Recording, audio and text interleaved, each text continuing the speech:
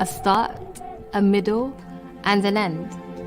Stories can tell facts, stories can tell fiction. Some stories take twists and turns that we don't suspect. Stories don't always have a happy ending. But stories aren't bound to books, and our tales can intertwine. Your story can collide with someone else's story, shaping their future, changing their life. With your help, Penny Appeal are changing the stories of millions of people in over 30 countries around the world. Penny Appeal's story has one simple ethos: using your small change to make a big difference. What will your story be? What will our story be?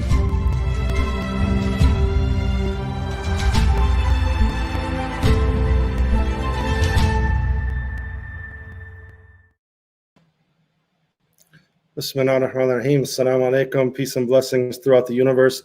I'm Dustin Cron, the founder of the Center for Global Muslim Life. We're here in our final weekend of the Global Muslim Film Festival. We have a really exciting film that we're playing tonight and that we're going to talk to the directors right now, called Hamtramck, USA, about the community, about the largest or the first Muslim majority city in the United States.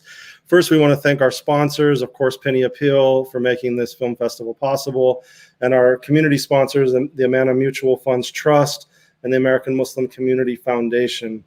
So, yeah, to start, we're going to talk, our two filmmakers are Razi Jeffrey, is a Detroit-based documentary photographer and filmmaker whose work focuses on religion, race, politics, immigration, and the changing cultural landscape in America. His own experience as a Muslim immigrant has informed much of his work. His current projects include Hamtramck, USA, a film about democracy in America's first Muslim majority town located in Michigan, which was set to premiere at South by Southwest in 2020. With Ravi comes Justin, who graduated from Pacific Union College, where he studied film and business administration with a marketing emphasis, building on understanding of the art and the business of filmmaking. His senior year, he produced the short film Heaven, which took home the award of the school's best senior thesis.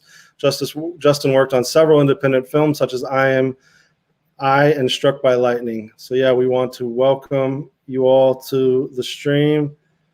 Assalamu alaikum, peace and blessings. Walaikum assalam.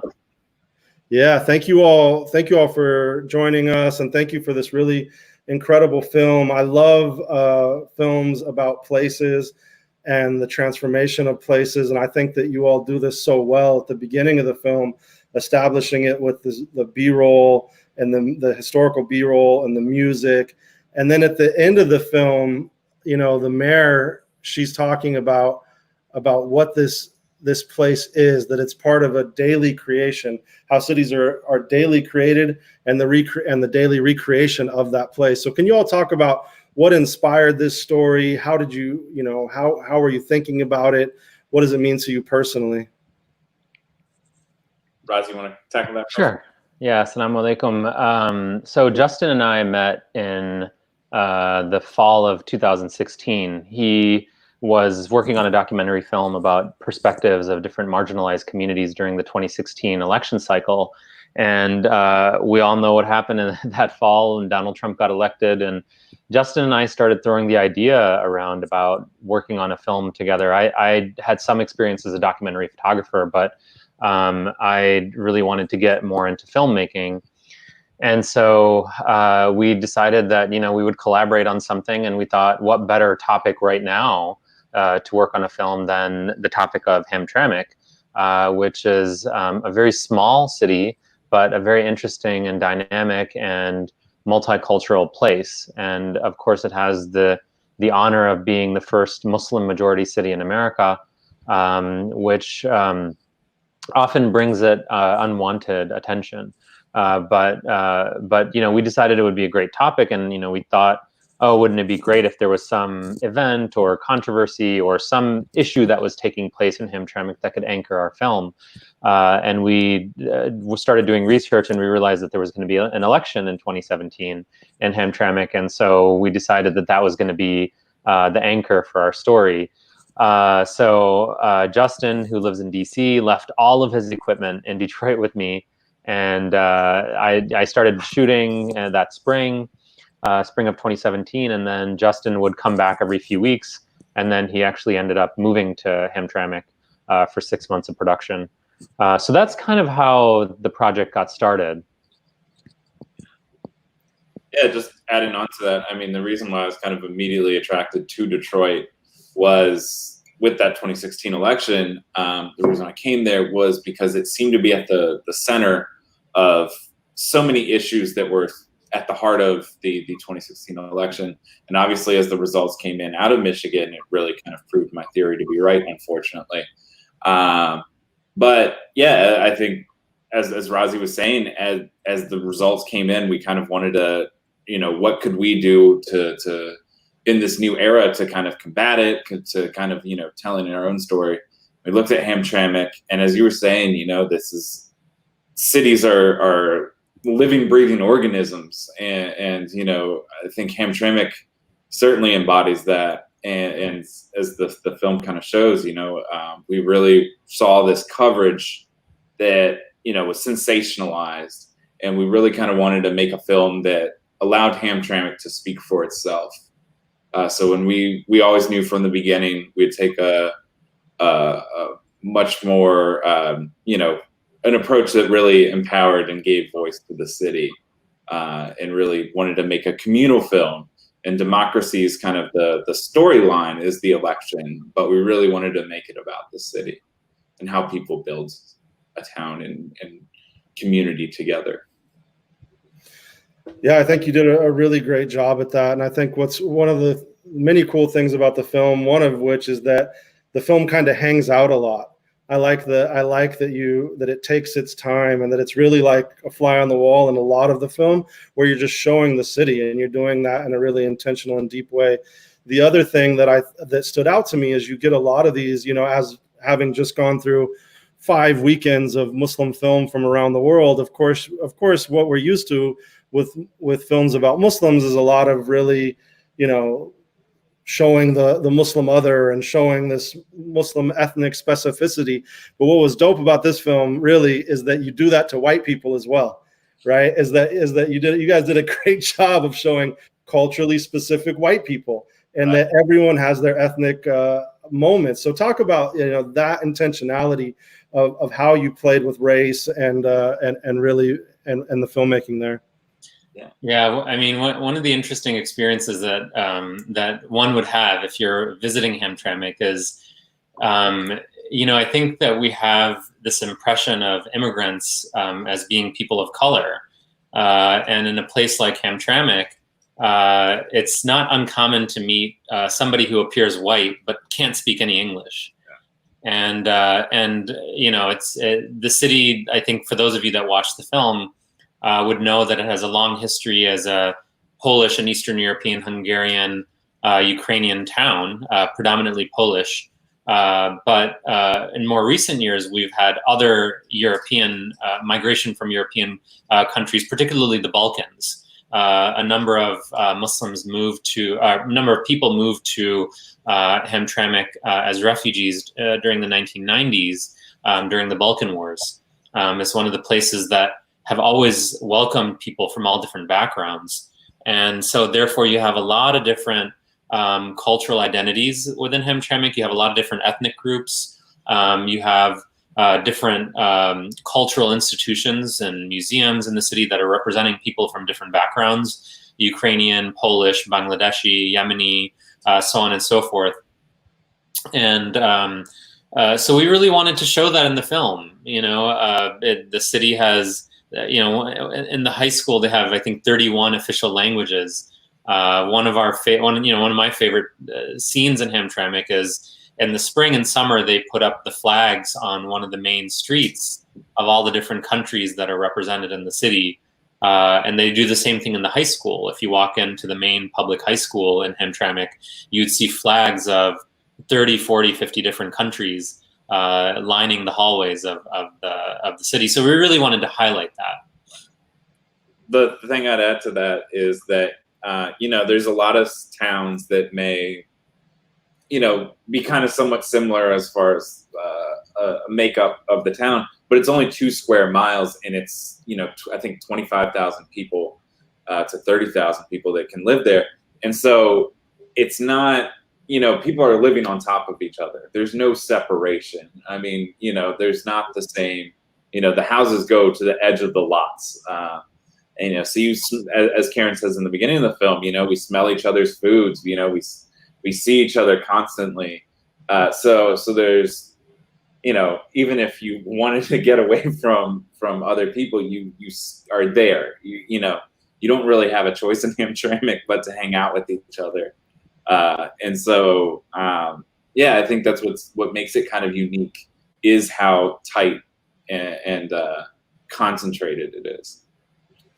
And I think as many films do, they increase the drama no matter what they can do to kind of this idea that somehow it'll make the story better. But what I thought was good here also is that there's not really any, anti-heroes, or there's not really any villains in the film, right? There's kind of even the mayor, she's pretty much with the Muslim community and knows how to organize in the Muslim community and even votes for them to keep the adhan being broadcast in the across the city, right? So I think that, but then specifically, let's go into the electoral politics component of it, which I think is fascinating. Of course, Michigan being the center of what would be the Muslim vote in the United States and Muslim politicians, right? I think in the 2018 election, you had Dr. Abdullah Sayed running for governor of Michigan, right? You have Rashida Tlaib win a seat in Congress in Detroit. And then, we worked on a report at Empower Change with CARE and some other organizations that showed what the 2018 election was. And I think what you guys are capturing here in 2017, the real story is actually the local elections and the level of Muslims running for office across the entire country, kind of after the Muslim ban, showing that the people really wanted to make an investment in electoral politics. So could you kind of talk about that story and the different layers of characters involved in it? Yeah, I mean, particularly in Michigan, you have people involved in the government at all different levels, as advisors, as organizers, as liaisons for communities, and they run for pretty much everything: city council, library, school board, mayor, and because of our history, we've had a lot of historic American firsts in Michigan, and I think it's where a lot of the political trends are set for the Muslim community, from Michigan.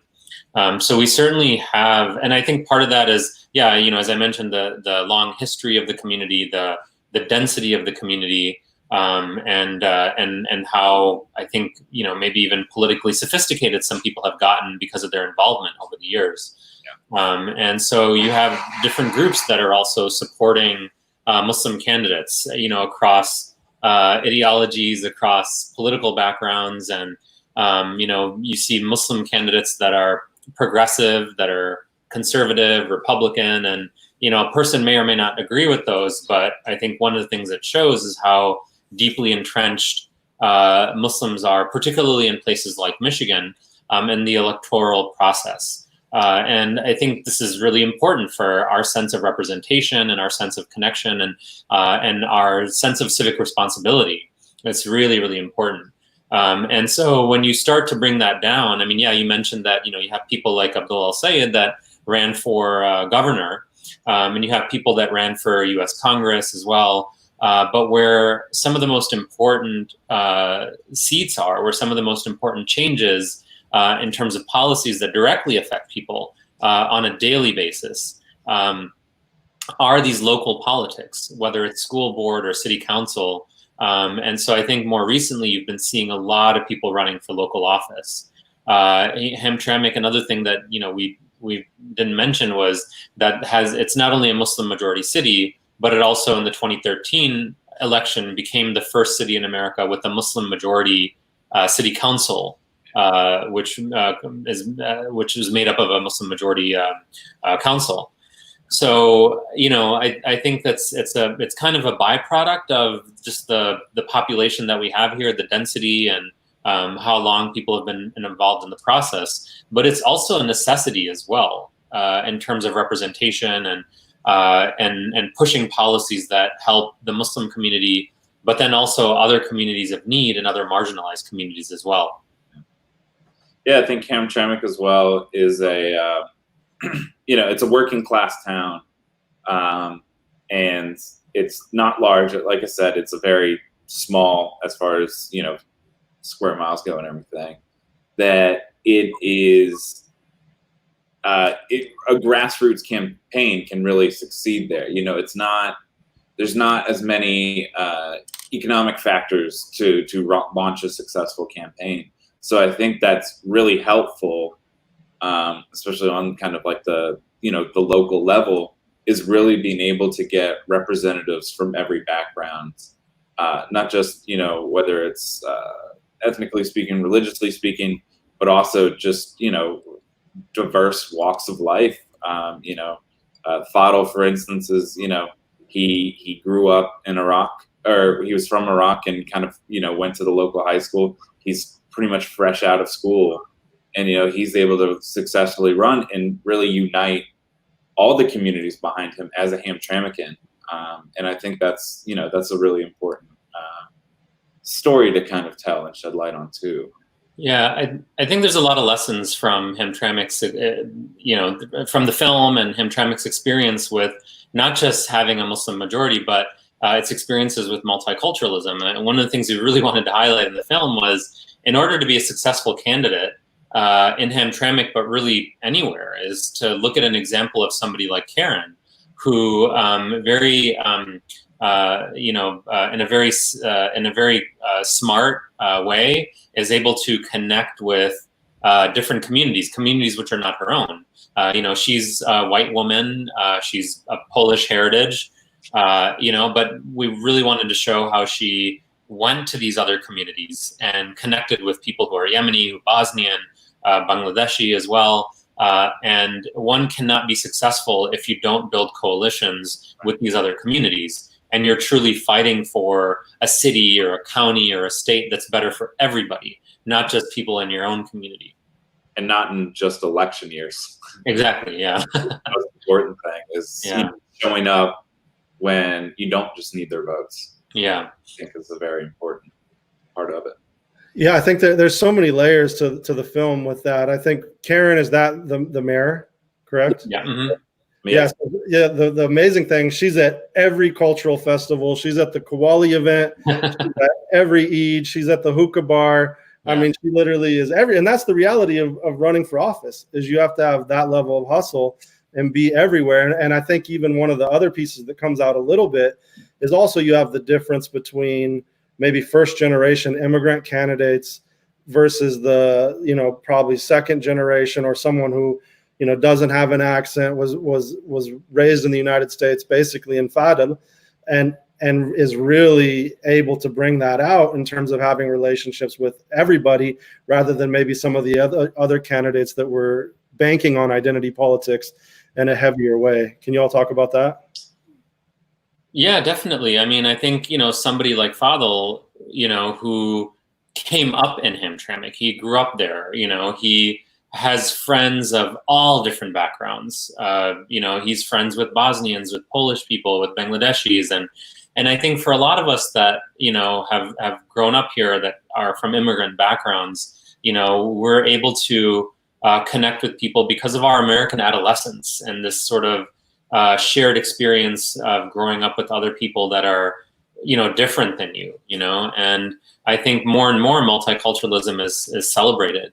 One of the things that you see in the film is that somebody like Fadl, who is campaigning and just like dropping a few words from all these different languages, is able to do that in a way that somebody like Muhammad Hassan or even Kamal isn't as comfortable doing, and it just kind of shows that, this multicultural approach, for a young person or somebody that grew up here or was born here, even if they're from an immigrant background, you're more easily able to do it. And you also recognize the importance of it, both on a social level as a social good for society, but you're also able to leverage that for your political gain as well. Yeah, for Fadl, I mean, learning Polish was always just because his friends were Polish, Yeah. or like some of the Bosnian words that he knows too. It's just, it was never done for political gain. It was just, it came naturally to him. Yeah. So that definitely comes into play. And I think that's a huge part of why he's able to kind of unite the city around him, is he's them.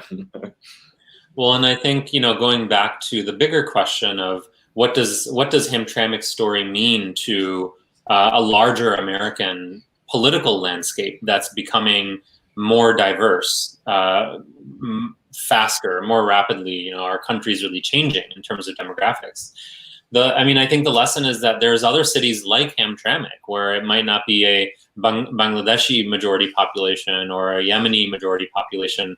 It might be majority Latino or majority East Asian or whatever it might be, or a multicultural place where, white people are only making up 15, 20, 30% of that town's population or that region's population. What does it mean to live in a community like that? And what does it mean to be successful in a community like that politically? And how do you serve the communities that you're representing? I think there's a lot of great lessons to be learned from Hamtramck's experiences. One of the things that Justin alluded to earlier was that while there's so much diversity in a place like Hamtramck, and you have all these different immigrants and people that came here as refugees from all these different backgrounds, but being a working class town, people are actually really united by class. So you really have to be able to connect on that level as well. Understanding what are some of the socioeconomic issues that people are facing that are universal issues, or issues that are faced by everybody in the city. Hamtramck was known for having these large-scale manufacturing plants from the automotive industry, and when those plants closed, and when they're currently laying people off, they're not doing so based off of somebody being Bangladeshi or Yemeni or Polish or whatever it is. And of course, we have a racial history kind of around some of these things, but when somebody's losing their job because a factory's closing, a lot of people are losing their jobs. When the economy's struggling, in the region, then everybody's struggling and everybody's suffering. And so that is something that, politicians and activists and organizers can really build community around and build coalitions around, are these common issues, these shared issues. Yeah, I think it's such a great film at that level as well, where it's definitely a teaching film. I hope y'all can make a viewer guide for community institutions, for community organizing as we lead into the 2020 election. Like, I live in San Diego, another perfect example of a city that is known as one of the new, quote, Ellis Islands of the United States, where you essentially have this old school 50% white corporatists who've always ran the city, and then 50% people of color. But for the people of color to come together with progressive parts of the white community to really build coalition has to do with that deep work about building belongingness together. And so it's hard, but I think that the film shows good examples of that. My favorite character definitely is Fadl, mashallah, and like he's such an interesting guy. Seemed like he's so open, and I think there's, even amongst the Muslim candidates who ran, it's fascinating to me. I know there's a sister of Risha Khan in Seattle. I think she's 26, won city council seat. All these, Muslim and young people across the board in their early 20s winning city council seats. And then I think it's fascinating to compare his story, where he seemed super open to you all, even as filmmakers. And then you have Mohammed Hassam, who refused to talk to you guys. So can you talk a little bit about that from the filmmaking perspective? Well, I think in terms of, and I'll get to the filmmaking part, in a second, but I think one of the things that, immigrant communities or minority communities are criticized for in terms of elections is that they only care about themselves. They only care about their own communities. And one of the things that the film shows, at least through somebody like Fadl and Kamal to a large extent, is that that's not true, and people are looking to gain perspective from, other communities that are a part of their neighborhood or city or town or whatever, And the other thing is that when we run for office, that we want to put the best foot forward, the best candidate forward for the job, the most qualified candidate for the job. And I think this is something that, you're talking about some of these young Muslim politicians that are running for office. It's really inspiring to see. I myself am not a political person. I'm interested in politics. I obviously think it makes for great theater, but I'm really inspired by people like Fadl and also Abraham, who plays a type of a moral compass for Fadl. And Abraham now is himself running for state office. He's running for state rep in Michigan. And I'm really inspired by these young politicians, 30 and under, that are savvy, they're well-educated, they're really qualified, and they do the work on the ground for years because they've been involved in organizing and they've really developed their skills. And I think there's a lot of great people out there like that. A lot of young Muslim political candidates that are going to be running for office in the next, obviously in this election that's coming up too, but especially in the next 4 to 8 to 12 years, we're going to be seeing more and more of this coming out. I think for us, it was really important to capture that. It was really important to show that. We spent a lot of time with all the candidates that would allow us to, other than Muhammad Hassan. Clearly from the film, he didn't want to be a part of it. And by the way, I should say he's a perfectly nice guy. I live in Hamtramck now, and I run into him every now and then. He's really nice. He's easy to talk to and everything. He just didn't want to participate in the film. But I think for us as filmmakers, we really wanted to highlight that too, as this youthfulness and how savvy, some of these guys are. And also with Fadl, he kind of represents this part of maybe all of us that when we're much younger, we're a little bit more bright-eyed and hopeful, and I think one of the things that you see in the film is his transition, from this, optimistic politician to just in the course of this election, being inexperienced to becoming a politician. The transition from candidate to politician becomes complete. And you really see that transformation taking place because he has to start thinking about things more strategically, whether it's relationships or public appearances or coalitions. He has to start thinking like a politician. And we really wanted to show that. Yeah, and him being like, oh, well, this guy's going to help me be able to speak to every Bengali person in the neighborhood. I can help him speak to all the Arabs. And just going around campaigning, translating for each other. And there's that great scene where he's like, it's just politics. And then he says, what the hell? Did I say that? Yeah, exactly. That's exactly what I'm talking about. So great. Yeah. So let's go back to the class component real quick, because you mentioned that and then we kind of skipped over it. And I think that's a really important point is how is everything now in the midst of COVID in Hamtramck? I imagine it's really difficult for businesses and things. And it would be interesting if you did some, in the midst of this, a short to kind of update the thing or something. Yeah, I mean, I'll address that second part real quick first. So we are, and actually something that you brought up earlier. So we are developing a social campaign for the film. We've partnered with the Doha debates, which is part of the Qatar Foundation. And so our plan is to develop an epilogue for the film, following some of the candidates, kind of what happened in the years that they were serving. And then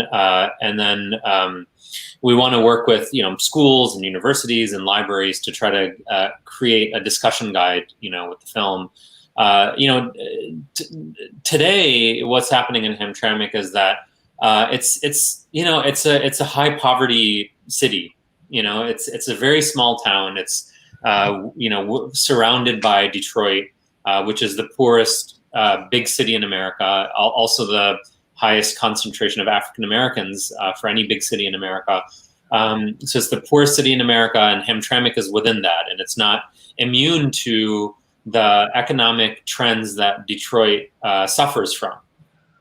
So when the coronavirus hit, of course, as probably many people in the audience know, Michigan was one of the hardest hit states. I think we also handled it really well, but we had a high number of cases in Michigan, particularly focused in Wayne County, which is the county where Hamtramck and Detroit are, and some of the poorest urban parts of the state are as well. And so of course, Hamtramck was affected by the coronavirus. Also, the way that people live in Hamtramck, it's Michigan's most dense city as well, where the homes are really close together.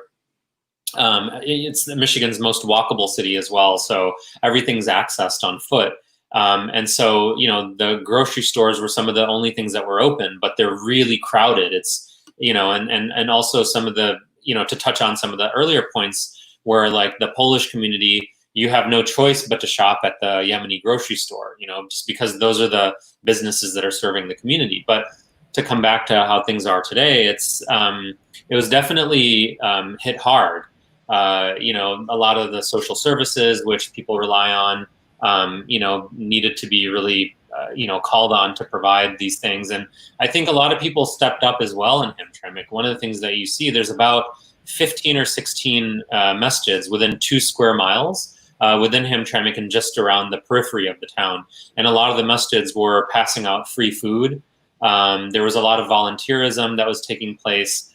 And of course, when the food is being offered, you also saw long lines of people lining up to get the food. And so if you're using that as an index, then you know that people's jobs are being affected by the situation. And so they're seeking those services, to go out and get those things, And so I think Hamtramck was affected. I don't have exact numbers or anything like that, but looking at using Detroit as an index, where you had thousands and thousands of infections, and then thousands of deaths as well, just in the city alone.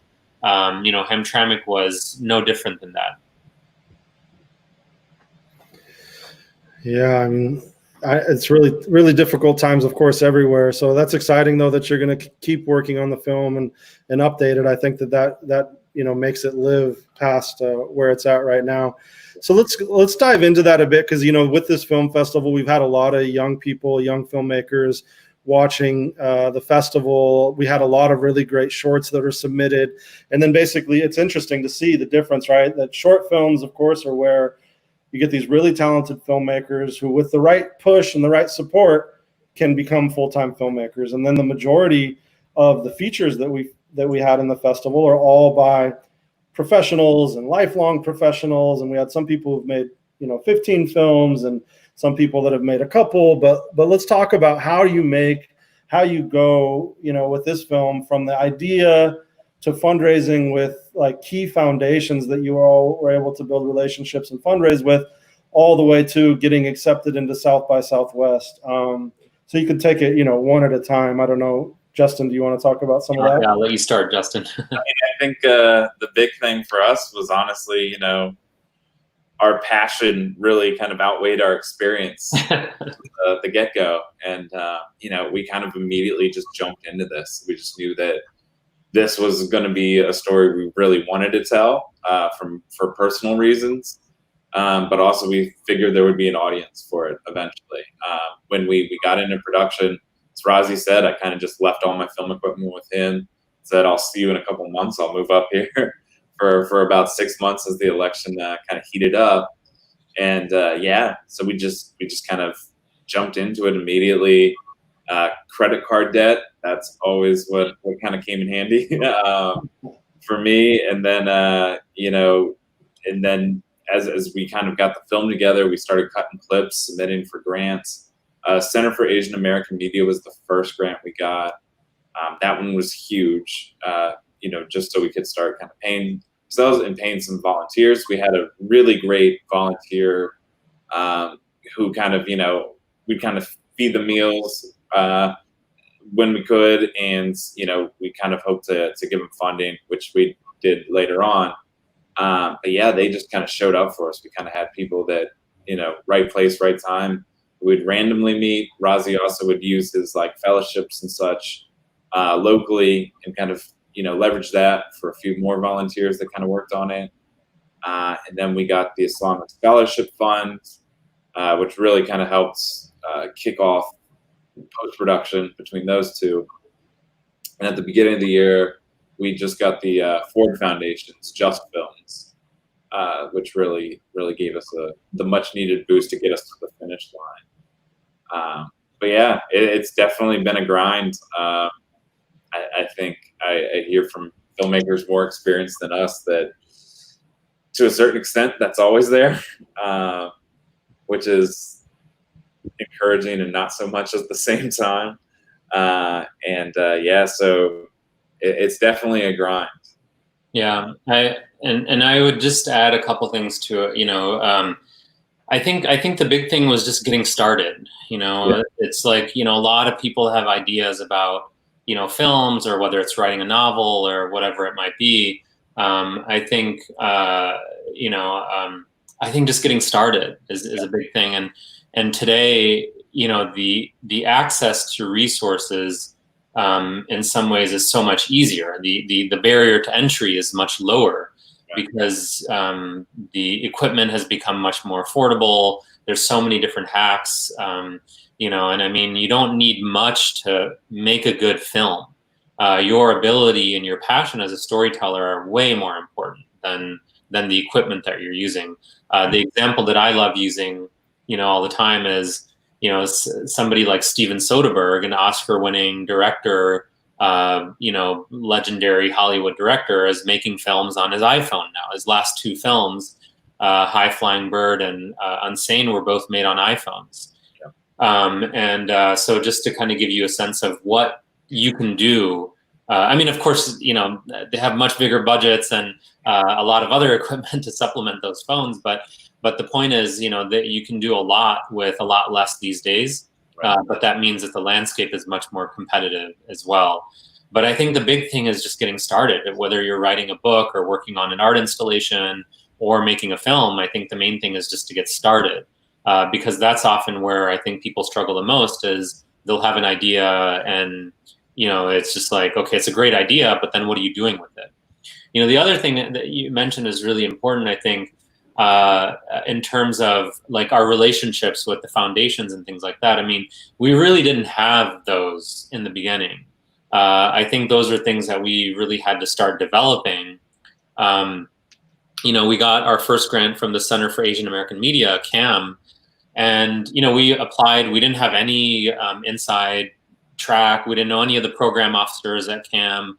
I knew people in the past, people like Musa Saeed and Noshin Dadaboy, who have won grants from CAM and the Islamic Scholarship Fund before, but we really didn't know anyone. We applied just through the whole application process. And I think that's another big thing. When you're forced to write your ideas down on paper, that's huge, because it reminds you of, why you're doing something. It forces you to write your ideas down, and it helps you focus as well. And I mean, I would just apply for as many grants as possible. For us, like, our story sounds a lot more glamorous than it was, in the sense that we must have applied for 30, 40, 50 grants, and we got 4, and they, and so I think it's just a matter of persistence and passion. And then over time, you do develop relationships with these foundations and these partners because they want to see you succeed. So they want to give money to a project, or after they give money to a project or resources or whatever, they want to see you succeed. And so they will then start opening up, other doors. In terms of South by Southwest, is the same thing. I mean, we applied to the festival just like we applied to all the other festivals. We applied to Sundance, we applied to Tribeca, a bunch of festivals that we didn't get into. And luckily, thank God, alhamdulillah, we got into South by Southwest, one of the big ones. And Even though this year was sort of complicated because of the coronavirus and things getting canceled, just getting into the festival opened up a lot of other doors for us later on. But it starts with just starting. Yeah. I think that's like just the biggest thing I could share with this process is that Justin left his equipment in Detroit. I had to go out and start shooting this thing. He had to come back every few weeks, and then he had to move to Hamtramck. So it took those initial things, those initial efforts of us just getting started, just getting going, to do it, and then it just turned into a project. It turned into something over time. Yeah, the best thing you can do is really just, as you're saying, jump in. I mean, whether it's on the funding side, is just, I think sometimes these applications feel so overwhelming and scary. But the worst thing they can say is no, and when you're shooting as well, the best lessons you'll learn is just by doing it. Watch a couple YouTube videos if you want, but really just like get out there, shoot, and immediately review your footage. I think we're giving advice to young filmmakers is immediately look at the footage you're shooting and like be honest with how it works and how it doesn't work, and then kind of bring those lessons in as you shoot again the next day. Yeah, that's really great. Thanks, guys. I think that's super helpful. And then now you're at this point where you're in a few film festivals, kind of waiting to see what happens with some of them, and then comes this moment of distribution and kind of getting out to the people. So where do you think people are going to be able to see the film? What do you need in terms of the community's help to really spread the word about the film and get it to the right places? We are about to actually play online at Melbourne Documentary Film Festival starting the 30th. So if any of your audience wants to if there any of them are in Australia or know people in Australia, please spread the word down there. We just wrapped up Doxa in Vancouver is ending tonight. We're still playing a few other festivals, and obviously that's kind of a interesting territory. But we are trying to look at PBS, Center for Asian American Media's funding comes from the Corporation for Public Broadcasting, and that kind of builds in kind of PBS distribution as a channel. And we're looking at early 2021 for that making a broadcast. Nothing's finalized, so don't nothing's finalized there, but we do have our website, which is hamtramckdocumentary.com. We'll put all the updates on that front. And obviously we'll try to land on video on demand and such like that as well. Yeah, and I think, like I said, it's so important that the community sees the film and sees like I said, we've seen some reports. We've published some reports about the level of the community, what it means to be running for office. But this is one of the first examples I've seen of something that's more at the local level, right? There's the film about Ilhan Omar and that came out last year, but there's not something like this. So congratulations, guys. It's a really amazing film. Here, I'll share the link. Is there anything else that you wanted to talk about, or what's next? What are you guys thinking about working on? Are you on to the next project, or are you still on this one? Yeah, we are. Well, one thing I was going to add real quick is that for community screenings, we're always open for those. Anyone who kind of wants to kind of bring the film to their local community, we're more than happy to arrange that. Reach out to us. I think particularly people that are involved in schools and libraries and people that want to share the film with their cities, or any nonprofits that they're a part of. We'd love to present the film to them, and if we can, also appear for questions, discussions, and kind of share in the same way that we're doing right now. I think it's always a really unique experience when you get to talk to the filmmakers and learn about their motivations and kind of some of the lessons that they learn and the experience as well. So and I think to answer your other question, Justin and I are together working on a film. Our next film. I'm working on a film with another director, David Washburn, a film called Loyalty, which follows the story of 3 Muslim chaplains as they navigate religious freedom and Islamophobia in the military. And quick shout out to the Islamic Scholarship Fund, which gave a grant to Loyalty and to Hamtramck USA, our project. And I'll let Justin actually tell you guys about our new project together. Yeah, so we're also working on a project that is an archival film that's kind of tracing the post 9/11 moment with kind of how the media has kind of radicalized against Islam, and we're also following Anwar al-Awlaki from his pre 9/11 years to his to him eventually being the first citizen since the Civil War to be purposely targeted and killed by the U.S. government without a right to a trial. And we're using archival footage and personal testimonies to kind of tell that story. That's amazing. Yeah, it sounds great. I actually thought about that recently, that why aren't people doing more archival films, even in the Muslim community? There's so much content everywhere now, right? And what we don't take from it. I think the greatest example I saw recently, did you all see this Bruce Lee film that came out like 2 weeks ago, Beat Out Water? I haven't seen it yet, but that film is incredible. Everybody should watch that film. That is one of the best documentaries on race in America I've seen too. It's really, really powerful. So yeah, best of luck on all the projects, and we're super excited to continue to see what you all do. And thank you for joining us. And thank you so much. Everyone has I put the link in the comments where people can find the Hamtramck documentary. The film will be playing, I think, until tomorrow for us, and then you can find it at the Melbourne Film Festival also, and inshallah in different parts of the community. Thanks, guys. Thank you, Justin. Very nice to meet you. You as well. Take care. Assalamu alaikum.